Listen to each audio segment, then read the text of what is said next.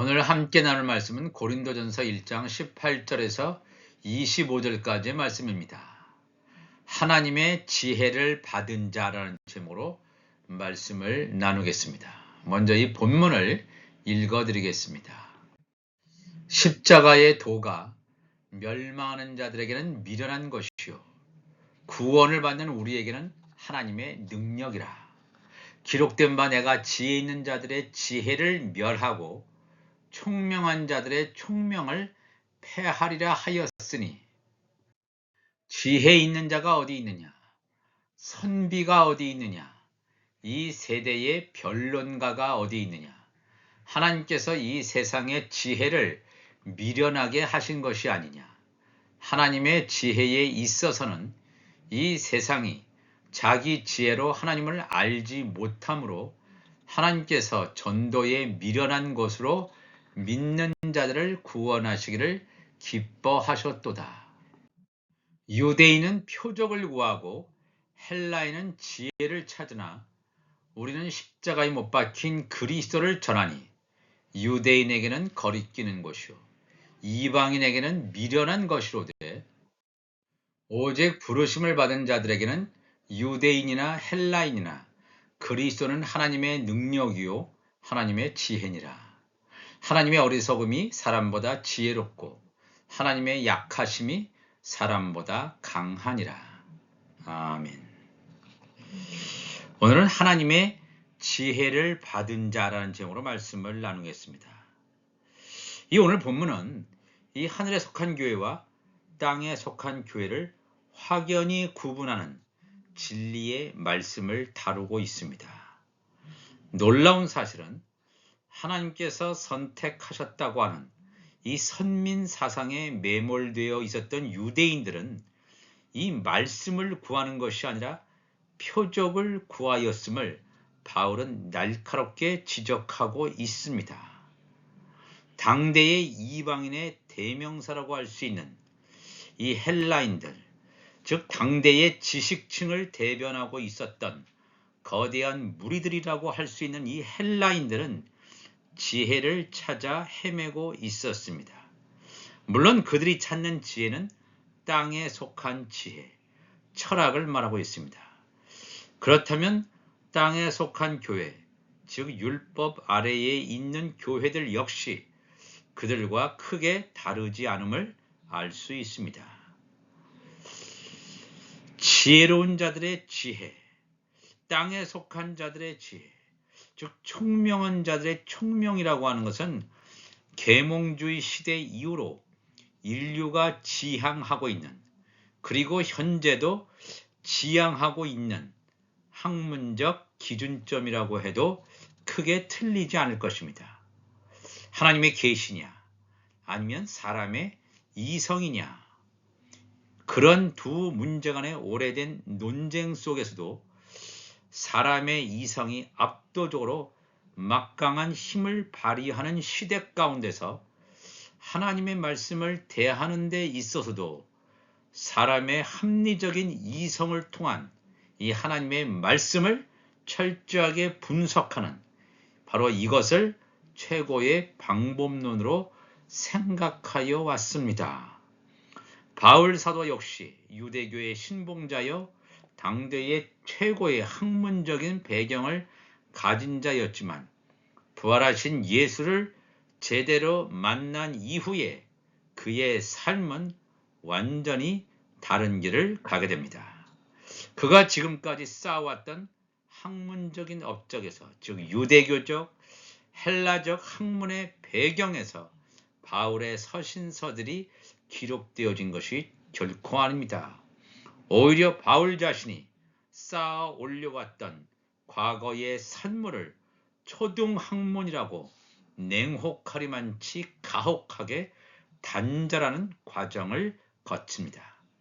바울은 철저히 하나님의 영인 성령과 자신의 영과의 교통을 통하여 하나님의 계시의 말씀을 풀어가고 있다는 것입니다. 고린도전서 1장 19절 보니까 기록된 바 내가 지혜 있는 자들의 지혜를 멸하고 총명한 자들의 총명을 폐하리라 하였으니 지혜 있는 자가 어디 있느냐? 선비가 어디 있느냐? 이 세대의 변론가가 어디 있느냐? 하나님께서 이 세상의 지혜를 미련하게 하신 것이 아니냐 그랬습니다. 지혜 있는 자들의 지혜, 땅 아래에 있는 자들이죠. 세상 지혜를 말하는 거예요. 총명한 자들의 총명. 우리가 사람들이 생각하기를 어떻게 생각하냐면 우리가 지혜가 있으면 이 세상에 뭔가 학문이 있으면 그래도 하나님의 말씀을 이해하거나 하나님의 말씀을 해석하는데 조금 더 도움이 되지 않을까 이렇게 생각합니다. 물론 전혀 도움이 안 된다고 할 수는 없지만 그럼에도 불구하고 사도 바울은 지혜 있는 자들의 지혜, 총명한 자들의 총명을 폐하리라 하였다 그랬습니다. 그럼 지혜 있는 자가 어디 있느냐? 세상 지혜를 가지고 있는 자 네가 어디 있느냐? 선비, 선비라고 하는 것은 서기관, 오늘날로 말하면 학자가 어디 있냐 이거예요. 이 학자 가운데서는 신학을 전문으로 연구하는 신학자들도 포함됩니다. 신학자들이 어디 있느냐? 이 하나님의 말씀을 이해하고 해석하는데 과연 이 신학자들의 도움이 필요하냐 이거예요. 신학자가 어디 있느냐? 이 세대의 변론가, 사상가, 평론가 이런 사람들이 어디 있느냐 그랬어요. 과연 그들의 지혜로 하나님의 말씀을 이해할 수 있느냐 그랬어요. 하나님께서 이 세상의 지혜를 미련하게 하신 것이 아니냐 그랬어요. 하나님께서 이 세상의 지혜를 미련하게 했다는 것은 무엇입니까? 이 세상의 지혜를 가지고 하나님의 말씀을 이해할 수 없다 그런 뜻입니다. 하나님의 말씀을 결코 깨달을 수도 없다 그런. 계몽주의 시대 이후로 인간의 이성, 합리적인 판단 이것을 가지고 성경을 연구해 왔습니다. 왜냐하면 하나님의 계시의 역사가 항상 우리가 생각하는 것처럼 있어 오지 않았기 때문에 그렇습니다. 계시가 완전히 없은 것은 아니지만 있음에도 불구하고 간혹 굉장히 아주 희미한 상태에서 이것이 창세기부터 요한계시록까지 완전히 꿰일 수 있는 그 정도의 계시가 지금까지는 있어 오지 않았는데 예수님의 재림이 가까운 이때에 이 하나님의 지혜가 열리고 하나님의 말씀이 닫혀져 있던 것이 개봉되고 봉함이 풀어지는 그런 역사 가운데 있음을 알게 됩니다. 이 세상의 지혜를 미련하게 했다. 이 세상의 지혜를 가지고는 결코 하나님의 말씀을 온전히 깨달을 수 없었다라고 하는 것을 사도 바울이 증거하고 있습니다. 마가복음 4장 11절을 봅니까? 이르시되 하나님 나라의 비밀을 너희에게는 예수님의 제자들, 예수님의 지체 너희들에게는 하나님 나라의 창세전에 감추어둔 비밀을 너희에게는 주었으나 외인에게는 하나님의 아들들이 아닌 자들에게는 모든 것을 비유로 하나니, 비유로 하나님의 아들이 아닌 자들에게 비유로 한 목적은 뭐냐면 그들로 보기는 보아도 알지 못하며 듣기는 들어도 깨닫지 못하게 하여 돌이켜 죄사함을 얻지 못하게 하려 함이라 그랬습니다. 이 땅의 지혜를 가지고 이 땅의 총명을 가지고는 보기는 보아도 알지 못해요. 듣기는 들어도 깨닫지 못한단 말입니다. 지금 예수님이 오신 이후에 2000년이란 시간이 흘렀지만 엄청나게 똑똑한 학자들이 열심으로 노력했지만 하나님의 말씀을 깨닫는 데는 엄청나게 제한이 있었음을, 제대로 말씀을 알지 못했음을 인정할 수밖에 없다라고 하는 뜻입니다. 왜? 하나님의 때가 이르기 전까지는 이 말씀을 하나님께서는 알려주시지 않습니다. 그 시대가 왔을 때 하나님의 말씀이 열려진다 하는 것을 우리가 알아야 됩니다. 참으로 놀라운 사실은 고린도전서 1장 18절에 십자가의 도가 멸망하는 자들에게는 미련한 것이요 구원을 받는 우리에게는 하나님의 능력이라. 십자가의 도, 여기 도라고 하는 로고스입니다. 십자가의 말씀이죠. 십자가의 말씀이 멸망하는 자들에게는 미련한 것이요. 즉 세상의 어떤 지혜를 가지고 이 세상의 학문을 가지고 하나님의 말씀에 접근하려고 하는 자, 뭔가 이 십자가의 말씀을 세상 지식을 가지고 접근해서 알아보려고 하는 자들에게는 미련한 것이요 구원을 받는 우리에게는 하나님의 능력이라 그랬습니다. 놀라운 말씀입니다. 구원받는 자라고 하는 것은 십자가의 도가 그들에게 열려 있다는 것입니다. 그러면서 21절에 하나님의 지혜에 있어서는 이 세상이 자기 지혜로 하나님을 알지 못하므로 하나님께서 전도에 미련한 것으로 믿는 자들을 구원하시기를 기뻐하셨다 그랬습니다. 놀라운 사실은 이 세상이 자기 지혜로, 세상 지혜로, 세상의 학문으로, 심지어 신학조차, 인간이 만든 신학조차 그곳으로는 하나님을 알지 못한대요. 만약에 신학으로 하나님을 알 수 있는 길이 열렸다.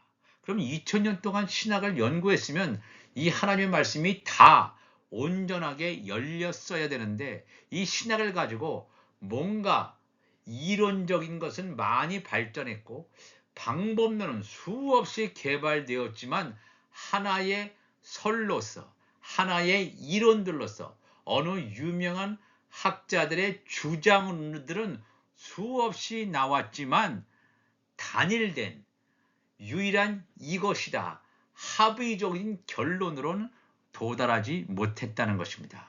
바울의 율법과 복음조차도 정확하게 학자들이 이것이 진짜 성경에서 말하는 복음과 율법이다. 그 관계를 정확하게 규명하는 학자가 한 명도 없었다.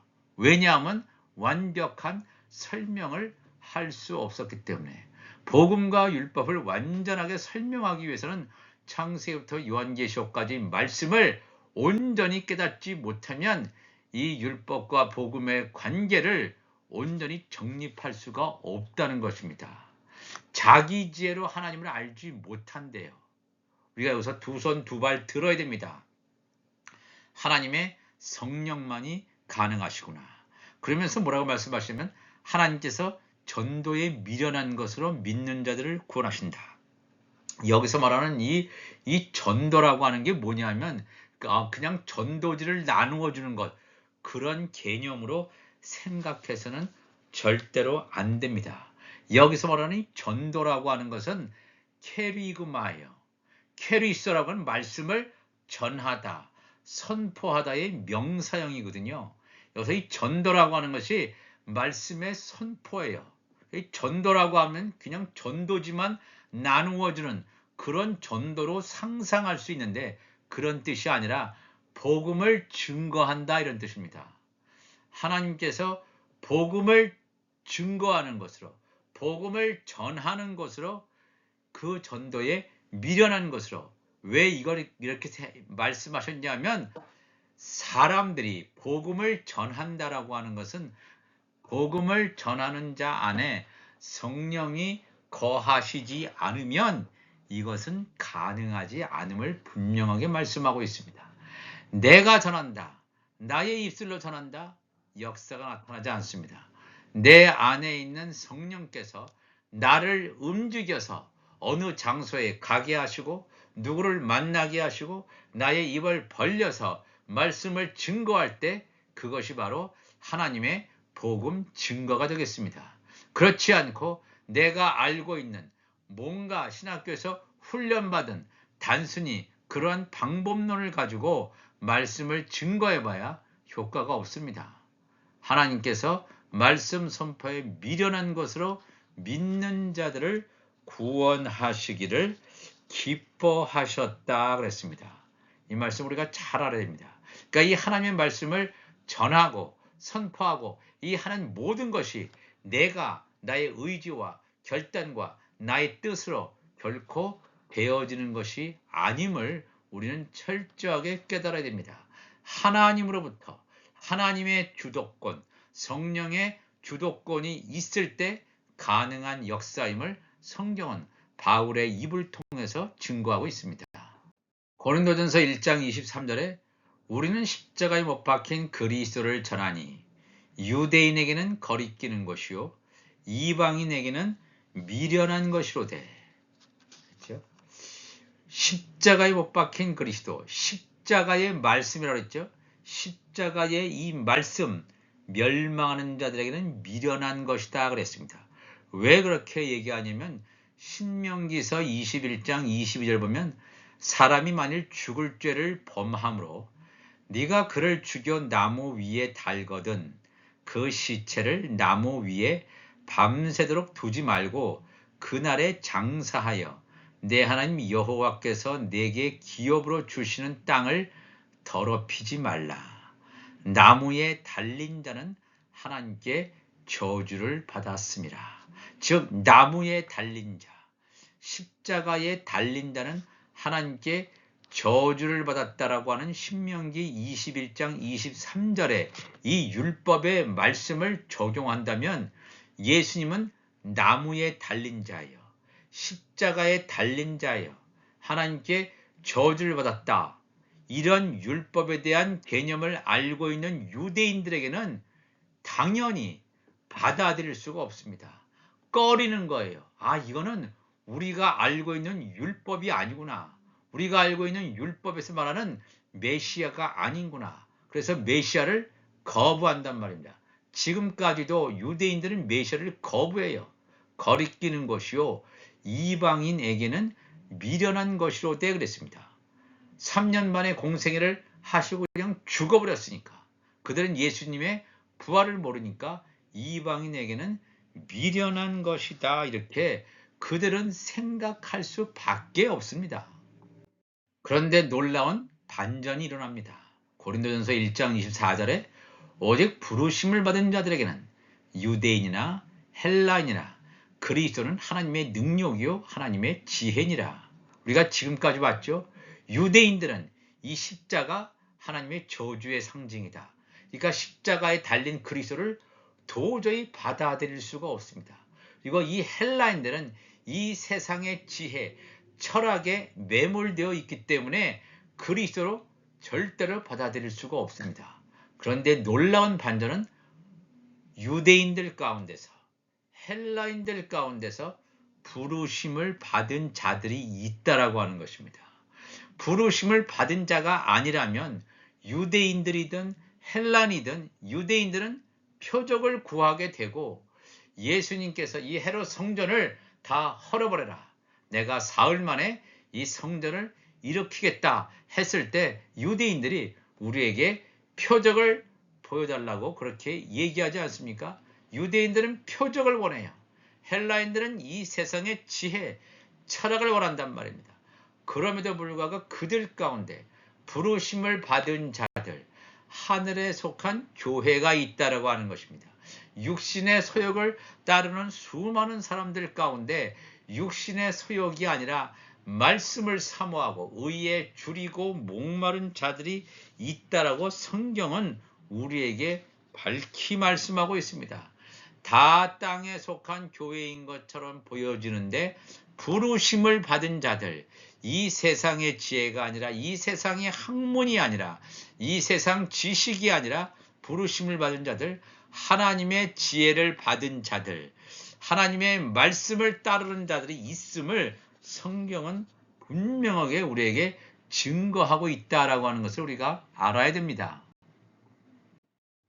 사도 바울의 빌립보서 3장 5절 이하의 말씀 보시면 나는 8일 만에 할례를 받고 이스라엘 족속이요 베냐민 지파요 히브리인 중에 히브리인이요 율법으로는 바리새인이요 열심으로는 교회를 박해하고 율법의 의로는 흠이 없는 자라. 그러나 무엇이든지 내게 유익하던 것을 내가 그리스도를 위하여 다 해로 여길 뿐더러 또한 모든 것을 해로 여김은 내 주 그리스도 예수를 아는 지식이 가장 고상하기 때문이라 그랬습니다. 사도 바울은 유대인입니다. 8일 만에 할례 받습니다. 정통 유대인입니다. 이스라엘 족속이고 베냐민 지파고 가말리엘 문화에서 철저하게 히브리 교육을 받았던, 그 당시 헬라 문화권에 속해 있었던 그런 바울이지만 히브리 문화권, 헬라 문화권에 정통했던 그런 유대인입니다. 그러나 그가 정통 유대인으로서 할 수 있는 것, 율법의 의로 흠이 없었던 자가 했던 일은 뭐냐면 하나님의 교회를 핍박하고 하나님의 교회를 없애버리려고 했고 하나님의 교회였던 사람들을 죽이려는 살기가 등등했던 자였음을 성경은 정확하게 바울도 고백하고 있습니다. 율법 아래에 있다라고 하는 것은 모세가 전하여 준 그 율법, 시내산에서 받았던 율법, 하나님의 첫 언약인 율법으로 가면 구원의 길, 뭔가 율법의 완성의 길로 가는 줄 알고 갔지만, 그러나 그들의 결과는 뭐냐면 예수 그리스도를 죽이는 길로 갔음을 바울이 예수 그리스도를 만난 이후에 깨닫게 됩니다. 그러므로 바울이 빌립보서 3장 7절에 무엇이든지 내게 유익하던 것을 내가 그리스도를 위하여 다 해로 여겼다. 자기의 지금까지 학문의 여정, 헬라 문화권에서 히브리적인 소양, 학문을 쌓았던 이 모든 것을 다 버리는 거예요. 배설물로 여겼다. 왜 그러냐면 그것을 가지고는 이 예수 그리스도의 복음, 새 언약의 복음을 전할 수가 없기 때문에 그렇습니다. 이 첫 언약은 구원의 완성을 이룰 수가 없습니다. 이것으로 구원의 완성을 이룰 수 있었다면 예수님께서 오실 필요가 없고 그냥 모세로 끝났을 것입니다. 그러나 모세는 구원자가 아닙니다. 죽은 12돌이었는데 길갈에 있는 돌 가운데서 그 중에서 건져냄을 당해서 길갈에 세워졌던 12돌 가운데, 죽은 12돌 가운데 포함되어 있던 자들이 모세와 아론과 같은 자, 죽은 돌에서 흰 돌로 세워지는 자, 바로 그 자들이 야곱의 남은 자가 되겠습니다. 이 놀라운 사실을 사도 바울은 정확하게 깨닫고 내 주 그리스도 예수를 아는 지식이 가장 고상하기 때문이라.